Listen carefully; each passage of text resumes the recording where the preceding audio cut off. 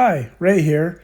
If your workbench looks something like this, and you'd like it to look more like this is the video for you. Stay tuned, and don't forget to subscribe.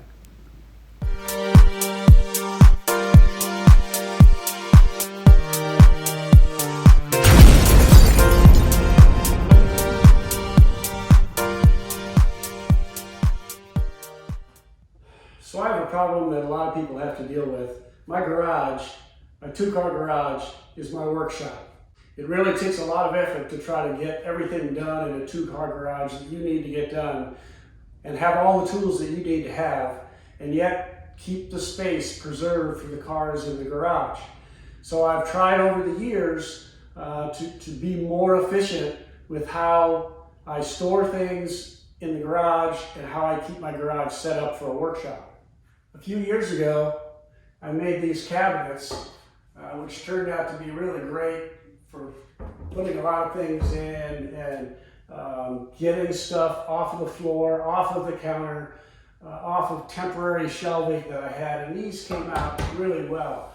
So my thinking here is that I want to do something similar to this, but I want to start to straighten out this area down here. I mean, it's just a mess. It's just a mess, and I'm tired of looking at it. So I'm going to try to make something here that will cover this up, allow me to still store things down there that I want to get out of the way, but just not look so messy when things are under there. You can see that I've got small wood scraps down there, chemicals that I use on the lawn, my toolbox, which doesn't need to be up on the bench, a small storage area here, I've got a drill press here, I've got this darn wheelbarrow that takes up all kinds of room, and I've got to figure out what to do with that. I'm going to figure out a way to hang that on the wall somewhere or do something, but get that the heck out of there, because I throw tarps in there or rags or whatever, and it's a mess. It's just a mess. It's just a mess. So I've got to clean it up. So my current plan is to use closet door hangers. So closet doors that are on rollers. Put those rollers under here and the track under here, and then I will just simply hang my doors down to here. I have a 12-foot workbench here, and I decided that I want to put those doors all the way along the length of the workbench. So I was able to get these kits at Home Depot. These are two 6-foot kits, and you can see that it's set up for the rollers to go into the frame here. It comes with the rollers, comes with an insert for a handle, and it also comes with the floor guide to keep it straight on the floor. So two of these worked out perfectly for me. So I mounted the track under my workbench here. I need to be sure that when the door slides, it will be outside of my drawer frame here. So I just took a piece of scrap wood, mounted the two rollers to the scrap wood. Then I can hang that and make sure that it's going to roll and slide without problem.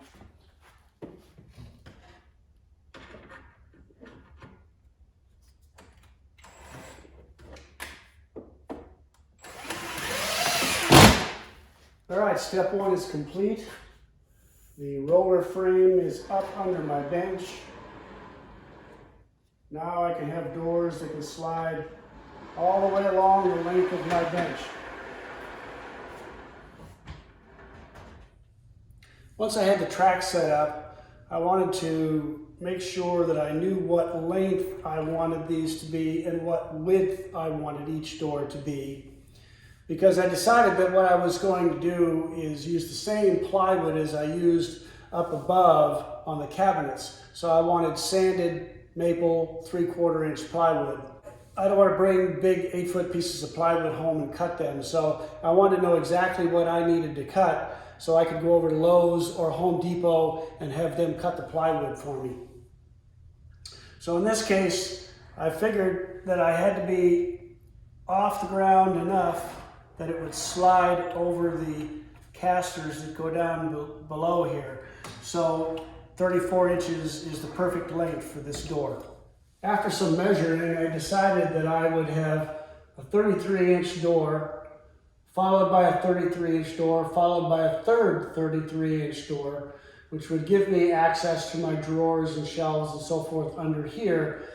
At the other end, where I mostly just have open shelving, I'm just going to do one 48-inch door to simplify things. If I decide I don't like a 48-inch door, I can always cut it down to two 24-inch doors or something, but I think the 48-inch door will be fine, and it'll make things simpler to do it that way. When I returned from Lowe's, I just laid my doors out the way they will be hung, just to make sure that the fit looks good, and I think it looks perfect. So now we'll start putting the rollers on. Now, something to keep in mind when you're hanging your doors is that these roller sets will accommodate from 3/4 inches up to 1 3/8 inches. If you're using 3/4 inch board like I am, then what you're going to want to have is this on the front door. It's got a deeper inset. This would be on the back door, which doesn't have very much inset at all. If you're using a 1 3/8 inch door, it's exactly the opposite. This will be on the back door, and this, with no inset, will be on the front door. So I offset my rollers 4 inches from the edge of the door. Set the rollers in there and then just drew where the screws would be. So I could put just a little pilot hole in there to start the screws.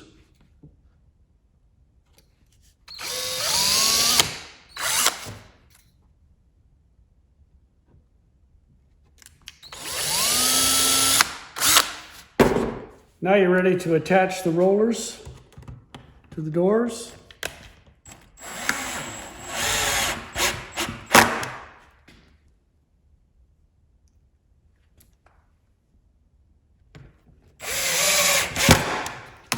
Should be ready to go. I'm going to start putting some rollers on these other doors. Well, all right. We have all our rollers on. Let's put our doors up, see how much better this looks.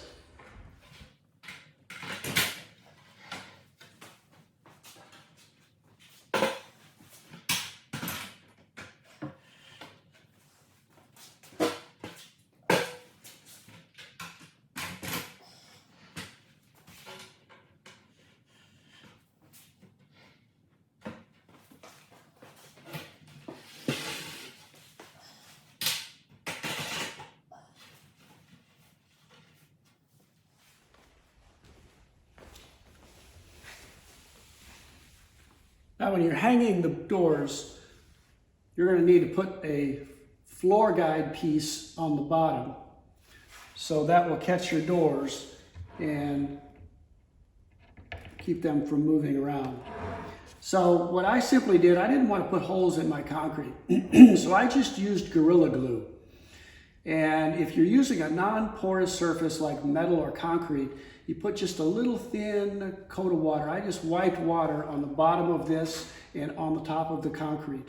I put my Gorilla Glue around the outside, set it where I needed it to be set, and then I just simply put a couple of pieces of 1x scraps on there and some bricks just for some weight to hold it down there while it dried.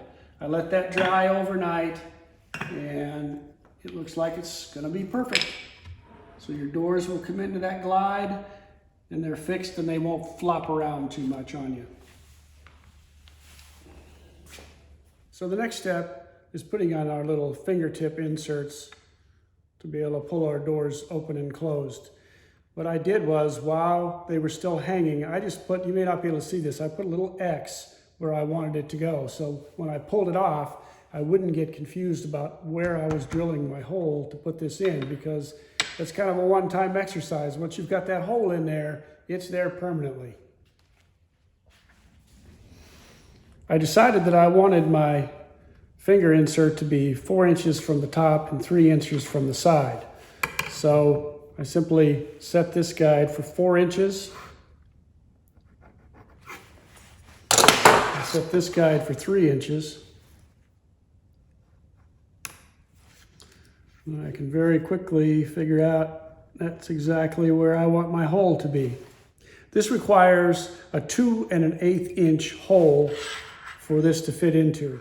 Now what you want to do is start drilling in here pretty slowly at first, because all the lamination layers here, if you try to go in too fast, it'll tear the lamination layer up instead of having a nice clean hole. So start slow as you drill your way down.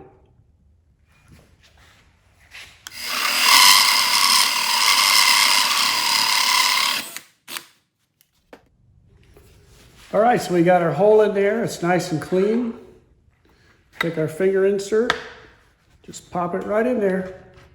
Fits great. So that about wraps up this project. I did come along and add a faceplate onto the front of my workbench here. It hangs down, hides the rolling apparatus underneath there. It just looks a little bit neater. I want to give a special thanks to my friend Pete. Pete always watches my videos, makes positive comments about the things he likes on YouTube. And then sometimes if he sees things he doesn't like, he'll send me a text. And he sent me a text and said, you know, Ray, your videos look great, but your workbench is a mess.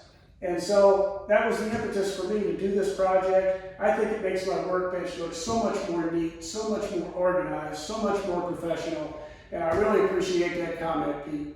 And I appreciate all of you watching this video. I hope it was helpful. If it was, don't forget to like and subscribe.